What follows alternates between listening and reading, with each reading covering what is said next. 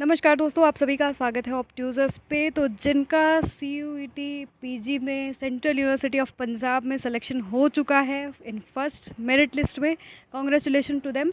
और याद रखिएगा, काफ़ी इंपॉर्टेंट ये अपडेट है आप सभी के लिए। स्टार्टिंग में आपने अपने जो मेरिट लिस्ट आई थी उसमें पढ़ा भी होगा, पर एक बार मैं इन्फॉर्म कर देती हूँ आप सभी को कि जिन्होंने अपना इसमें लिस्ट में नाम देख लिया, वो पहली चीज़ कि अगर आपको 12 तारीख को फ़ीस पेमेंट कर देना है 11 बजे सुबह तक। क्लियर? अगर ये आप वैकेंट कर देते हो, मतलब आप पेमेंट नहीं करते हो 12 तारीख को, तो वो सीट क्या हो जाएगी, वैकेंट घोषित कर दी जाएगी। और फिर जो नेक्स्ट स्टूडेंट वेटिंग में है उसको क्या कर दिया जाएगा, वो सीट अलॉट कर दिया जाएगा, पहली चीज़। और यहाँ पर जो ये लिस्ट बनाया गया है, तो ये जो लिस्ट है वो बहुत केयरफुली सेलेक्ट किया गया है, बहुत केयरफुली बनाया गया है। अगर किसमें भी अगर कोई प्रॉब्लम दिख रहा है तो अब उसके लिए क्या करें। तो पहली चीज़ याद रखिएगा कि अगर आप इसमें अपीयर हो गए, आप इसमें लिस्ट में आ गए, तो पहली चीज़ आप इसकी मिनिमम एलिजिबिलिटी, यहाँ पर साफ साफ लिखा हुआ है कि provisionally selected candidate must satisfy the condition that appeared in concern CUET paper code. Okay, तो जो CUET पेपर कोड है उसमें जो है बेसिकली उसका जो आपका कंडीशन है वो फुलफ़िल होना चाहिए, जो मिनिमम एलिजिबिलिटी क्राइटेरिया वो फुलफ़िल होना चाहिए। जैसे अगर आपने MSc भरा है तो आपका BSc होना चाहिए, अदरवाइज़ आपको डिसक्वालीफाई कर दिया जाएगा इस एडमिशन से। अगर आपका फ़ीस आपने पे कर दिया तो आपको रिफ़ंड नहीं किया जाएगा, यहाँ पर साफ साफ लिखा हुआ है इसमें। ओके, तो और याद रखिएगा कि जो यूनिवर्सिटी के जो प्रोस्पेक्टस में है उसको पहले पढ़ लो, तब फीस सबमिट करो। यहाँ पर ऑलरेडी लिखा हुआ है ये चीज़ कि आप जो before submitting the fees you should have to read the prospectus thoroughly, otherwise आपका फीस रिटर्न नहीं होगा, रिफंड नहीं होगा, और इसके लिए आप खुद ही जिम्मेदार होंगे। तो पहली चीज़, आप जब एडमिशन लेने जा रहे हो तो प्रोस्पेक्टस में जो मिनिमम एलिजिबिलिटी क्राइटेरिया उसको रीड आउट कर लो।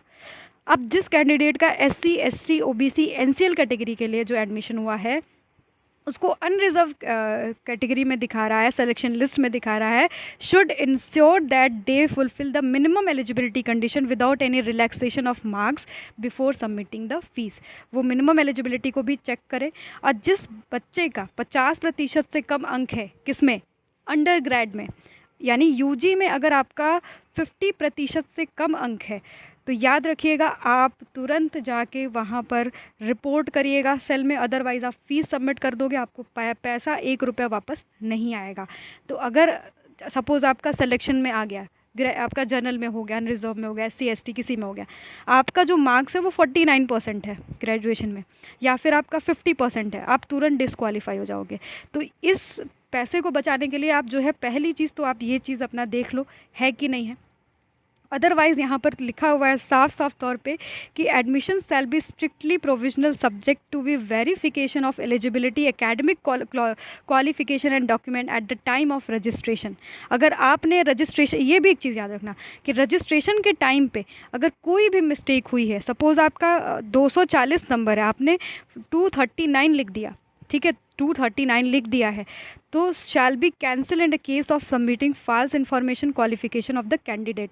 अगर आपका आपने फॉल्स इन्फॉर्मेशन वहाँ पर भरी है, चाहे आपका आधार नंबर गलत हो या फिर कोई भी नंबर गलत हो, यहाँ पर लिखा हुआ है कि आपने कोई भी क्वालिफिकेशन को गलत लिखा है तो आपका जो है एडमिशन कैंसिल हो जाएगा। In case of fees deposition by candidate may not be refunded at the end whole responsibility shall lie on him और हर, यानी आप पे ही जाएगा, आपने क्योंकि डॉक्यूमेंट में एकेडमिक क्वालिफिकेशन को ही गलत भरा है, लिखा हुआ है यहाँ पर। Clear? The admission shall be strictly provisional subject to be verification of eligibility. पहली बात तो अपना एलिजिबिलिटी चेक कर लो, 50% आपका मार्क्स है कि नहीं है, क्या आप जो है वहाँ पर, अगर आपके सब्जेक्ट में था कि मैथमेटिक्स होना चाहिए, अगर आपके सब्जेक्ट में था कि जो है और कोई चीज़ होना चाहिए, तो आप जो है अगर नहीं गलत भर दिए हो तो फिर आप डिसक्वालीफाई हो जाओगे और आपका पैसा भी रिफ़ंड नहीं किया जाएगा। क्लियर? ये चीज़ें आपको ध्यान रखनी है।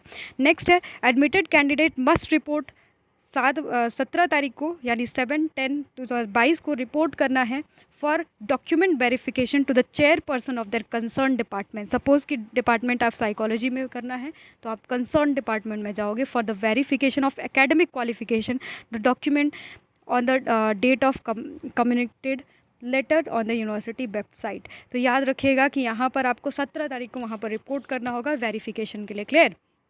और वो आप कैसे रिपोर्ट करोगे, कैसे बात करोगे, आपके यूनिवर्सिटी के साइट पे वहाँ पर नंबर दिया हुआ है।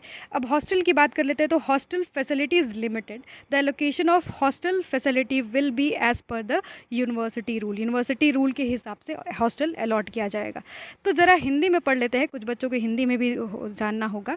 याद रखिएगा कि शैक्षणिक सत्र 2022-23 के लिए विभिन्न मास्टर्स प्रोग्राम के लिए प्रवेश का अंतिम चयन सूची निम्नलिखित है। अगर इस सूची में कोई भी गलती है तो अनजाने में हुआ है और उसके सुधार के अधीन क्या करना है आपको। तो पहली चीज़ तो याद रखिएगा कि जो अंतिम रूप से चयनित उम्मीदवार हैं जिनको सीट आवंटित कर दी गई है, वो 12 अक्टूबर 2022 को 11 बजे सुबह तक जो है फीस जमा कर दे। अन्यथा उनकी जो सीट है वो आपकी खाली रह जाएगी, खाली घोषित कर दी जाएगी, और जो प्रतीक्षा में छात्र हैं, उम्मीदवार हैं, उनको वो पेशकश कर दी जाएगी। याद रखिएगा कि आपने जो यहाँ पर जो है प्रॉस्पेक्टस में जो न्यूनतम पात्रता की शर्तों को पूरी करना है। जैसे न्यूनतम पात्रता, जैसे अगर आप जो है बीएससी करके आए हो तभी आप एमएससी प्रोग्राम्स में जो है इनरोल करोगे। पता चले आपने बीए का इनरोल किया होगा तो आपको मिनिमम जो एलिजिबिलिटी न्यूनतम पात्रता है उस शर्तों को पूरी कर लेनी है। अगर आप नहीं फुलफ़िल कर पा रहे तो फीस मत सबमिट करना। अगर आपका 50% से कम अंक है, 50% अंक है, तो आप जो है इस मामले में तुरंत सूचना प्रवेश कक्ष में देना चाहिए।